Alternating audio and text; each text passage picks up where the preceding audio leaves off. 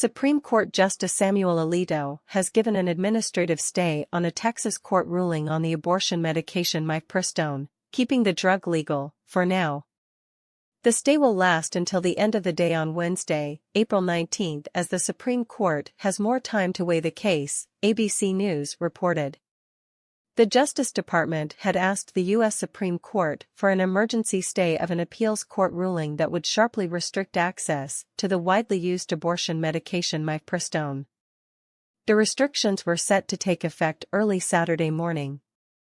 On behalf of the FDA, DOJ asked the court to impose an immediate administrative stay of the Fifth Circuit's abortion pill decision, to preserve the status quo while the justices consider the application, but to ultimately stay the ruling pending appeal. If allowed to take effect, the lower court's orders would upend the regulatory regime for mifepristone, with sweeping consequences for the pharmaceutical industry, women who need access to the drug, and FDA's ability to implement its statutory authority, the Department of Justice said. Regulated entities are trying to discern their legal duties and urgently demanding guidance.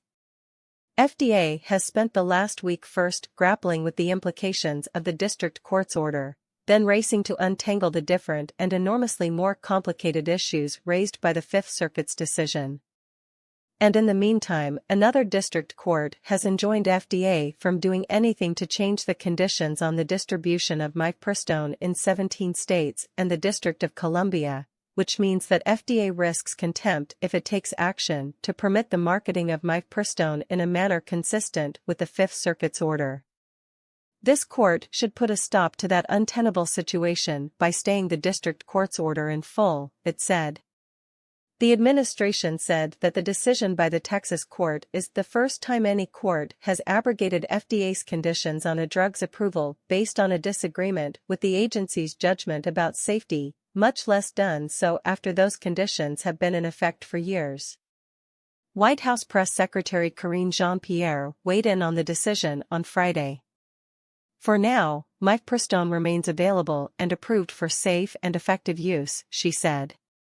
The president and his administration continue to stand by FDA's evidence-based approval of mifepristone, she said, and we will continue to support the FDA's independent, expert authority to review, approve, and regulate a wide range of prescription drugs. But the attorneys for the plaintiffs in the case, Alliance Defending Freedom, said the court's decision was standard operating procedure. It gives the court sufficient time to consider the parties' arguments before ruling, Attorney Aaron Hawley said. We look forward to explaining why the FDA has not met its heavy burden to pause the parts of the district court's decision that restore the critical safeguards for women and girls that were unlawfully removed by the FDA. A Republican lawmaker appears to have joined with Democratic Representative Alexandria Ocasio-Cortez in calling on the Biden administration to ignore a federal judge's ruling regarding a widely used abortion pill. Representative Nancy Mace of South Carolina expressed her disagreement with the Texas judge who stopped the U.S. Food and Drug Administration, FDA, from approving the chemical abortion drugs mifepristone and misoprostol during an interview on CNN This Morning on Monday. Mace criticized U.S. District Court Judge Matthew Kacsmaryk's decision to halt the approval of the drugs, saying that he made a mistake. A previous abortion advocate, she also argued that the FDA should ignore the judge's ruling after the judge on Friday granted a preliminary injunction on the use of the drugs and ordered the reversal of their approval by the FDA.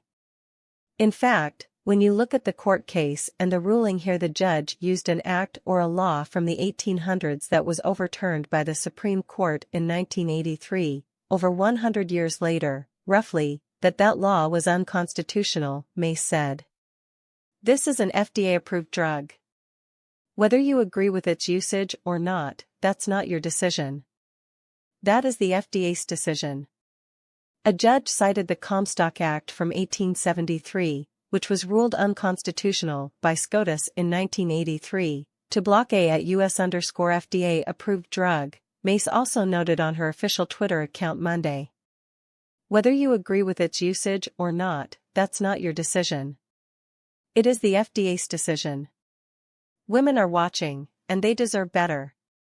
According to the Daily Caller, Kaczmarek noted in his decision that the plaintiffs who are suing the FDA regarding dangers of using the chemical abortion pills have presented credibly alleged past and future harm by way of the FDA's approval of the drugs. He further noted that even the FDA itself had expressed serious reservations regarding the drugs, but went ahead and approved them nonetheless. In September 2000, FDA abandoned its safety proposals and acquiesced to the objections of the Population Council and Danko, Kaczmarek wrote. Despite its serious reservations about mifepristone's safety, FDA approved a regimen that relied on a self-certification that a prescribing physician has the ability to diagnose ectopic pregnancies. Mace joins Representative Alexandria Ocasio-Cortez, Democrat, New York, who also called on the administration to ignore the judge's ruling. "I believe that the Biden administration should ignore this ruling," she told CNN over the weekend before saying deeply partisan judges have engaged in unprecedented and dramatic erosion of the legitimacy of the courts. "The interesting thing when it comes to a ruling is that it relies on enforcement," she said. "And it is up to the Biden administration to choose whether or not to enforce a ruling."